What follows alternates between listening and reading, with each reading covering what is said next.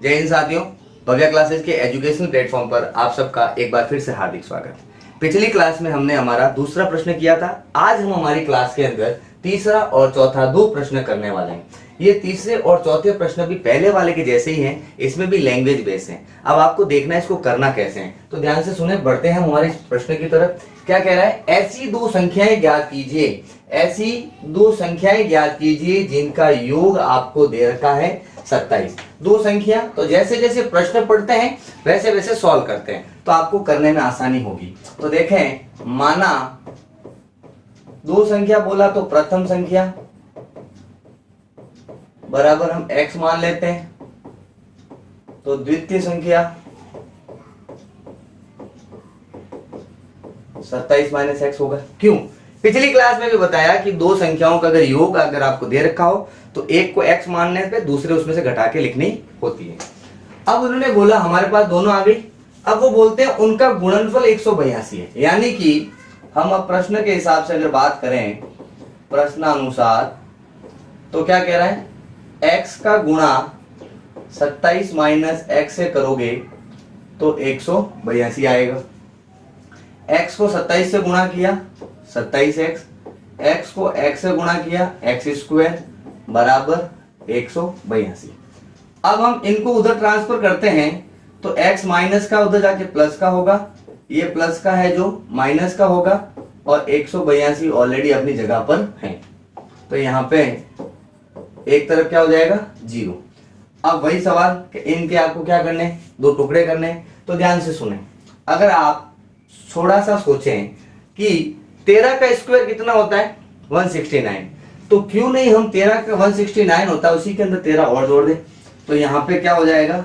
X square minus 13x minus 14x plus 182 बराबर 0। अब ध्यान से सुने, 4 और 3 7, 1 और 1 2, माइनस माइनस जुड़ के वापस माइनस, और इन दोनों का अगर आप गुणा करते हैं तो 182। आपको प्रूफ करता हूं। मैंने आपको पहले भी एक ट्रिक बताई थी कि जब कभी भी आपको लगातार संख्याओं का गुणा करना हो तो छोटी संख्या का स्क्वायर करें। 13 का स्क्वायर 169 और वापस छोटी संख्या जोड़ दें। 9 और 3 कितने हो गए? 12, हासिल 1, 6 और 1 7, 7 और 1 8 और ये 1। या फिर आप यूं कर सकते हैं कि 14 का स्क्वायर 196 माइनस, इसको माइनस कर दीजिए। 6 में से 4 गया 2, 9 में से 1 गया 8 और ये।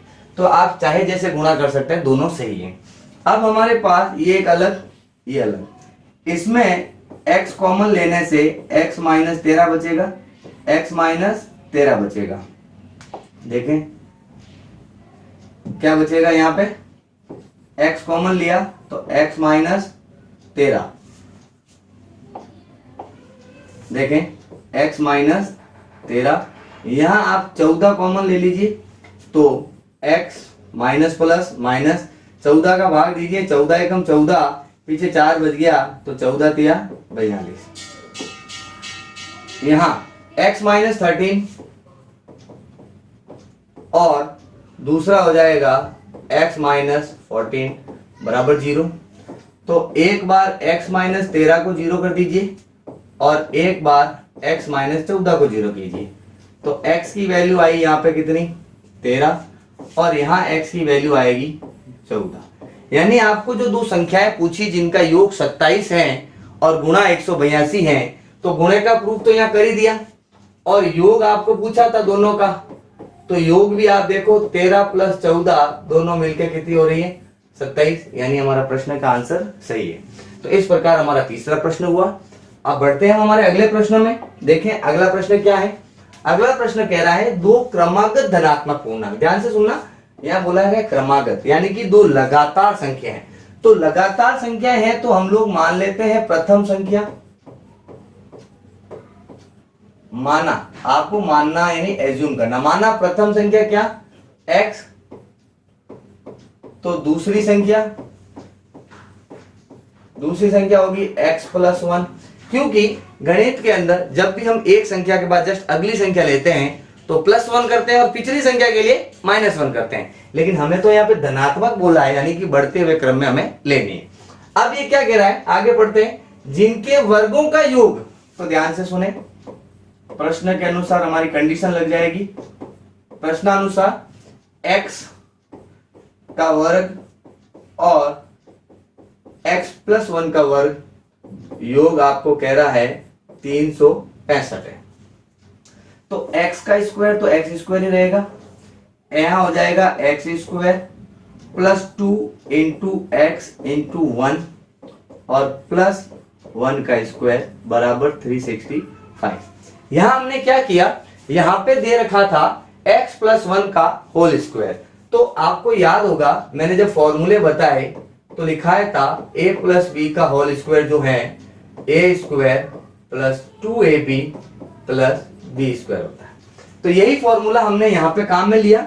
हमारे यहाँ a की जगह x है और b की जगह 1 है, तो ये हो गया x square plus x square plus 2 को 1 से गुणा किया 2 और x तो साथ में है ही, प्लस 1 का स्क्वायर 1 बराबर 365 बराबर में क्या 0। एक्स स्क्वायर और एक्स स्क्वायर मिलके हो गया 2x स्क्वायर, फिर प्लस में 2x, फिर प्लस में आपके पास 1 और इसको इधर ट्रांसफर कर लेते हैं तो ये हो जाएगा माइनस का 365 बराबर 0। तो देखें 2x square plus 2x minus करेंगे 364 बराबर 0। ध्यान से देखें सब में 2 का भाग जाता है तो 2 को कॉमन ले ले, एक्स स्क्वायर प्लस एक्स, फिर यहां हो जाएगा माइनस, यहां पे क्या होगा माइनस, देखें प्लस एक्स माइनस 2 का भाग दिया 2 एकम 2, 1 बच गया 2 8 16, फिर 2 दूनी 4 बराबर में 0। अब जब हम इसको और आगे सॉल्व करते हैं तो ये x square plus x minus 182 बराबर 0/2। जो ये 2 गुणे में था वो हमने भेजा भाग में। तो यहां पे देखें x square plus x minus 182 बराबर 0। अब टुकड़ा वापस 182 है तो x square plus 14x minus 13x minus का 182 बराबर 0। अभी थोड़ी देर पहले किया हमने 14 और 13 का गुणा क्या होता है 182। अब देखो 14 में से 13x गया तो 1x बच गया और दोनों का गुणा ये होता ही है। इन दोनों को सॉल्व करते हैं, x कॉमन लिया x प्लस 14, यहां माइनस का 13 कॉमन लिया तो x और ये माइनस गुणा होके हो गया प्लस 13 का भाग इसमें देंगे तो 14 बार बराबर 0।